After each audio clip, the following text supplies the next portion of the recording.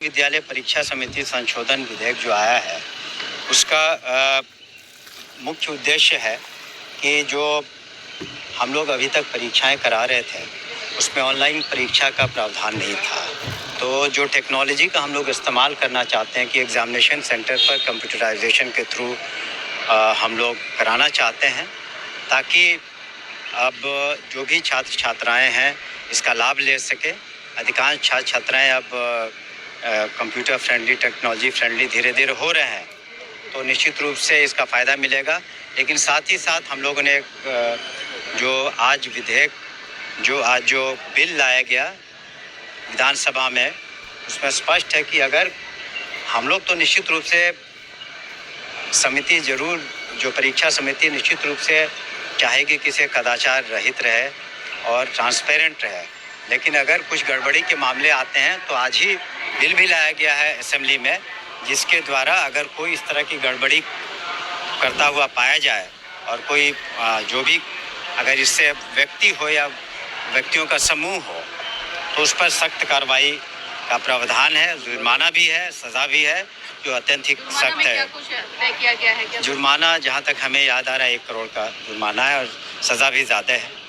सजा कितनी शायद 3 है। सज़ा के बारे में कल जिस प्रकार से सदन में हंगामा हुआ और 48 घंटे का सदस्यों ने मोहलत मांगा, क्या बातें हुई थी सदन में टाइमिंग को लेकर, स्थानांतरण को लेकर?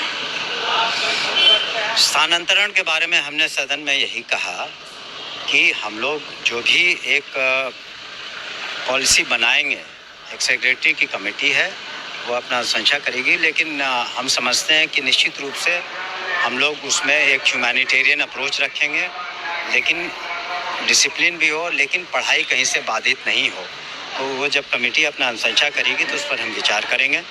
और जहाँ तक समय सारणी की बात है तो उसमें विचाराधीन है, हम सदन को इस संबंध में सूचित करेंगे। महागठबंधन के लोग बड़ा आरोप लगा रहे हैं शिक्षा विभाग पर घोटाला का, क्या है वह, आखिर क्यों ये बातें उठ रही है? तो आप ही को उनसे पूछना चाहिए। जहाँ तक हमें मालूम है इसके बारे में हम पता करेंगे, लेकिन वो स्पष्ट रूप से कोई लिखित में देता है तो उसकी हम जांच कराएंगे। धन्यवाद। तो सुना आपने कि क्या कुछ कहा? बता दें कि भले सुनील सिंह जो है वह कह रहे हों कि कानून लाया गया है, कानून के तहत कार्रवाई होगी, लेकिन कहीं न कहीं जो धरातल पर दिखनी चाहिए वह चीजें नहीं दिखाई दे रही है। चाहे इससे पहले के पाठक एसीएस हो या फिर अभी नए एसीएस के तौर पर ये सिद्धार्थ बने हों, लेकिन आखिरकार सवाल यह है कि शिक्षकों का मसला कब तक के सुलझेगा। इस पर बस इतना ही। बने रहिए न्यूज़ पुणे।